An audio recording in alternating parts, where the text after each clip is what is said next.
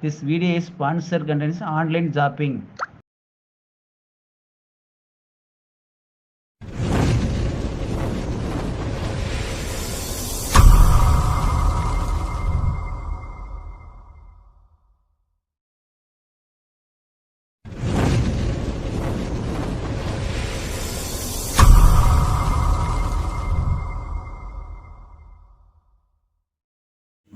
Chicken வறுவல் செய்வது எப்படி? இப்போ எண்ணெய் கொஞ்சம் ஊற்றிக்கிறோம்.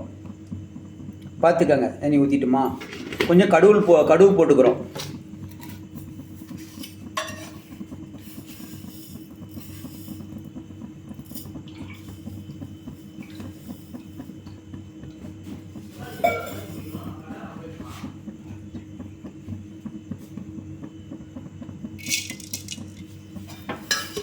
கடுகு போட்டு கொஞ்சம் அடுத்தது கொஞ்ச நேரம் அது வந்து எண்ணெய் காயிற மாதிரி கொஞ்சம் கடுகு காயணும். இப்போ பாரு கடுகு வந்து பொரியுது, நல்லா பார்த்துக்கோங்க. இப்போ அடுத்தது வந்து கருவேப்பில் போடுறோம். இப்போ வந்து வெங்காயம் தக்காளி பழம் அரிஞ்சு வச்சிருக்கு, கொத்தமல்லி அரிஞ்சு வச்சிருக்கு, அது ஒரு வதக்குறோம். பார்த்துங்க, ஒரு வதக்கிட்டே இருக்கிறோம். இது ஒரு 5 நிமிஷம் தக்காளி பழம் வெங்காயம் போட்டிருக்கோம். இது 5 நிமிஷம் வதக்கணும். இது வந்து சிக்கன் மசாலா கொஞ்சம் கொட்டுறோம். பாருங்கள், சிக்கன் மசாலா கொஞ்சம். அடுத்தது வந்து கொஞ்சம் உப்பு, கொஞ்சம் தூள் உப்பு கொஞ்சம். இதை பார்த்துக்கலாம், கொஞ்சம் தூள் உப்பு போட்டோமா.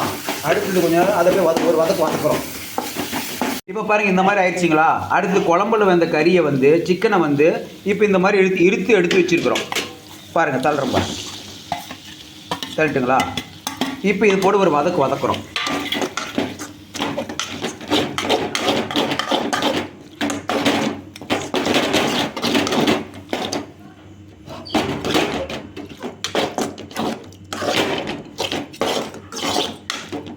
இது தேவையான உப்பு கூட கொஞ்சம் போட்டுக்கலாம்.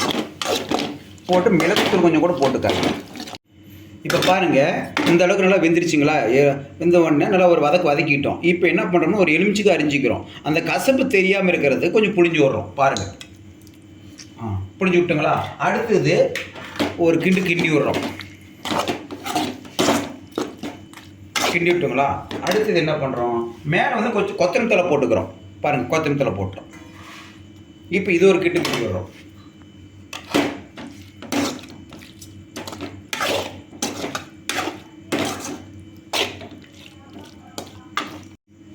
சாப்பிட்டு பாருங்கள், இது டேஸ்ட்டாக இருக்கும். சிக்கன் வறுவல் ரெடி. இது ஒரு வறுவல், நல்லாயிருக்கும்.